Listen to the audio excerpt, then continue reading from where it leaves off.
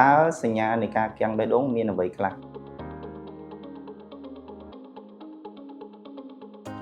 បាទជំរាបសួរខ្ញុំបាទឈ្មោះអុចសុខហេងជាវេជ្ជបណ្ឌិតខាងផ្នែកបេះដូងនៃមន្ទីរពេទ្យអូរ៉ាន់ដា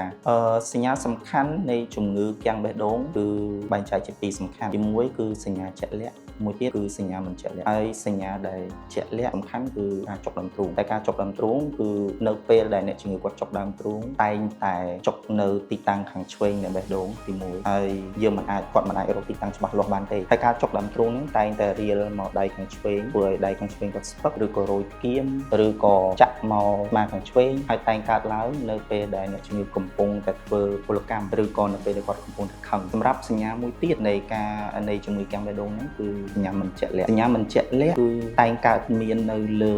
មនុស្ស3ប្រភេទទី1មនុស្សស្រីបាទទី2មនុស្សវ័យចំណាស់បាទទី3មនុស្សដែលមានជំងឺទឹកនោមផ្អែម